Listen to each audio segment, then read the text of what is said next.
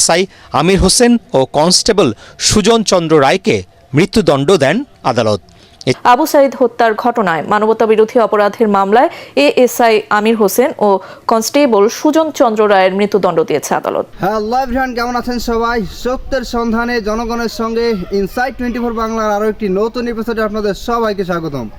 তো গাইস, আজকে যে বিষয়ে কথা বলবো সেটা হচ্ছে যে রিসেন্টলি আমরা দেখতে পেয়েছি যে আবু সাইদের যে হত্যা মামলা হয়েছে সেটা রায় ঘোষণা করা হয়েছে এবং বৈষম্য বিরোধী ছাত্র আন্দোলনে অন্যতম কয়েকজন সমন্বয়ক ছিল, তারা এখানে জবানবন্দি দিয়েছে। আমরা জানি হাসনাত আবদুল্লাহ তিনি এই মামলার সাক্ষী হিসেবে জবানবন্দি দিয়েছেন এবং বৈষম্য বিরোধী ছাত্র আন্দোলনে যেই হতাহতের ঘটনা ঘটেছে সেখানে আবু সাইদ তিনি ছিলেন একজন অত্যন্ত আলোচিত একজন ব্যক্তি। আবু সাইদ ছাড়াও আরও অনেকেই মৃত্যুবরণ করেছেন, তবে এখানে উল্লেখযোগ্য কয়েকজন ব্যক্তি আছে, মীর মুগ্ধ, আবু সাইদ সহ আরও অনেকেই আছে।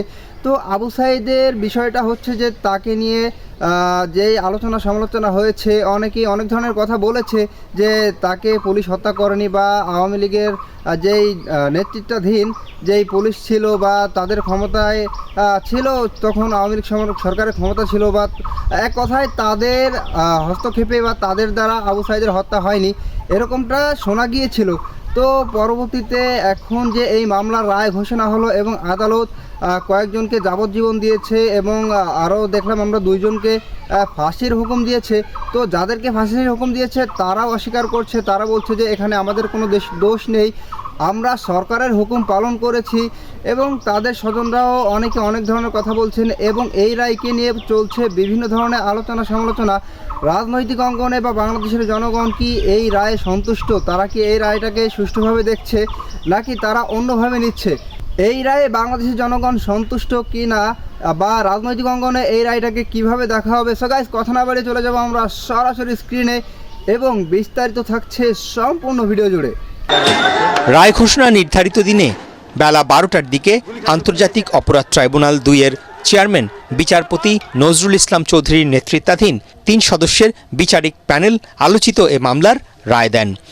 রায়ে এ মামলার অন্যতম আসামি এএসআই আমির হোসেন ও কনস্টেবল সুজন চন্দ্র রায়কে মৃত্যুদণ্ড দেন আদালত।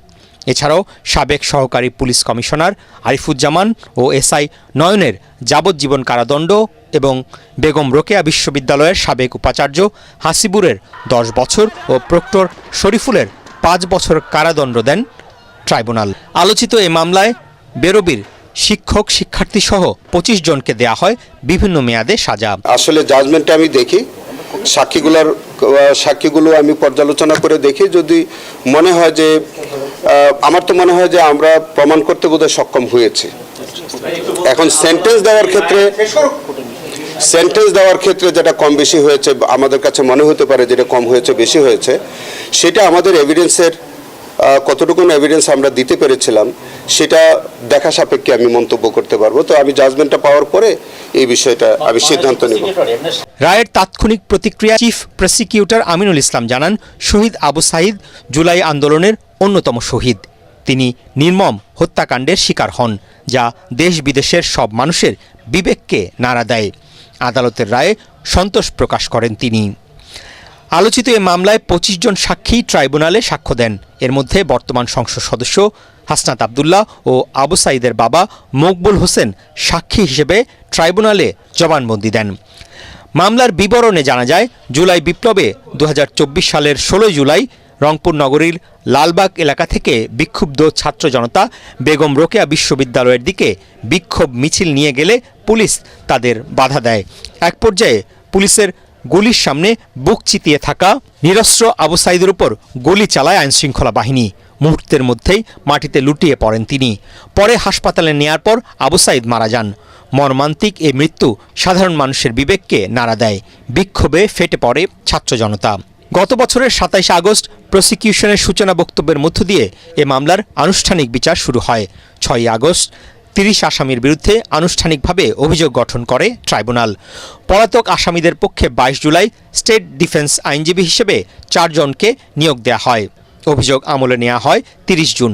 24 জুন চিফ প্রসিকিউটর কার্যালয়ে প্রতিবেদন জমা দেন তদন্ত সংস্থার কর্মকর্তারা। তো গাইস, আপনারা সম্পূর্ণ ভিডিওটি দেখলেন এবং এই ভিডিও সম্পর্কে আবু সাঈদের যে হত্যা এবং তার হত্যার যে রায় শোনানো হলো, এটা সম্পর্কে আপনাদের মূল্যবান মতামত অবশ্যই কমেন্ট বক্সে বলে যাবেন। দেখা হবে আপনাদের সাথে অন্য কোনো ভিডিওতে। ততক্ষণ পর্যন্ত ভালো থাকবেন, সুস্থ থাকবেন। আল্লাহ হাফেজ।